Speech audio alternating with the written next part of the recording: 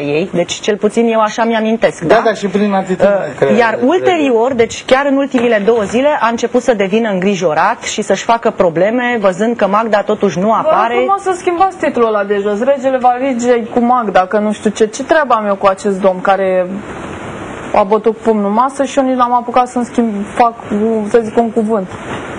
Da, faptul că ați fost împreună, mă rog, îmi pare rău că a fost o divergență. Cu domnul Gabriel Patiu aici, pe alt caz. Eu n-am legătură cu acest om care a rămas mai mult forțat în emisiune. Îmi pare foarte rău. Eu am crezut că putem comunica împreună.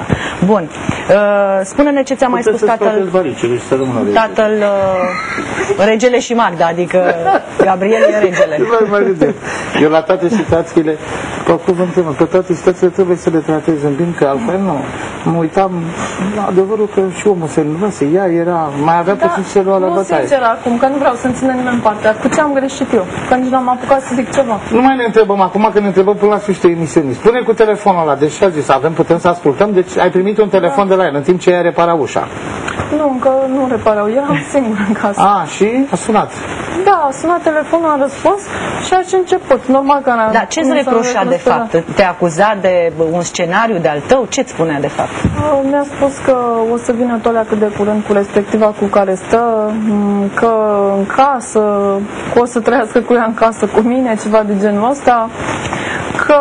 Cu ea n-are cum să vină, dar singur poate să vină. Așa că ce n-a reușit nimeni, reușește justiția. Bată-ne pe toți trei acolo. Puneți un paravan, știi cum era la cine era? La un tip.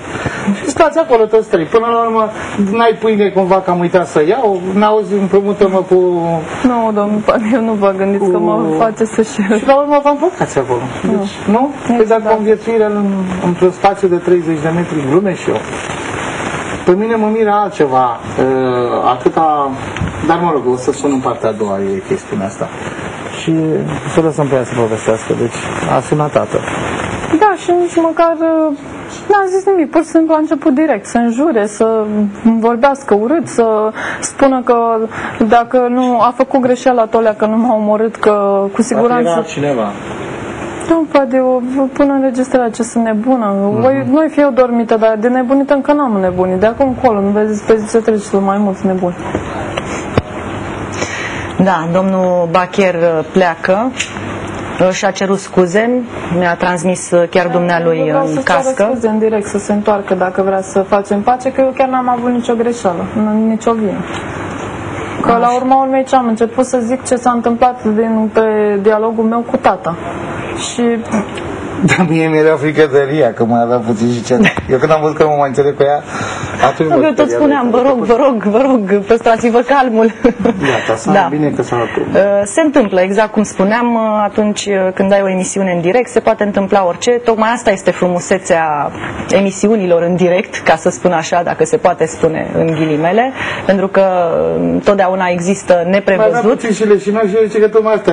Există neprevăzut, asta este, nu știi niciodată ce se poate întâmpla. Noi, de fapt, acum trebuie să mai vorbim până când se montează caseta respectivă, că deoarece are convorbirea telefonică, da, pentru că mă rog, am înțeles că tatăl Magdei nu vorbește chiar frumos și atunci trebuie să punem niște bipuri conform legilor CNA-ului.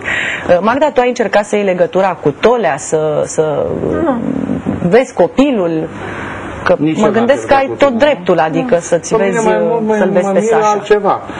Interesul la populației, astăzi în gândul pe prima pagină, Magda l-a îngropat pe Obama.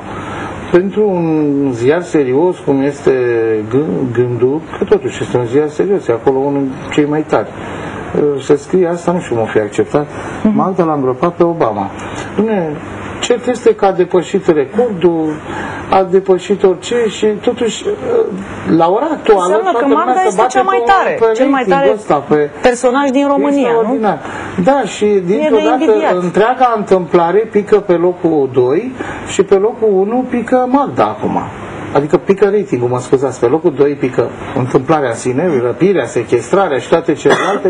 Nu mai contează nimic, contează ratingul. Știi de ce? Fiindcă interesul acesta atât de major al populației către subiecte de genul acesta ne duce cu gândul către altceva. Dar nu ne mai miră nimic în țara asta, având în vedere că luăm de sus și atunci poporul își desfășoară, nu mai contează Nu e vorba nici de pâine și circ, aici este vorba de viața de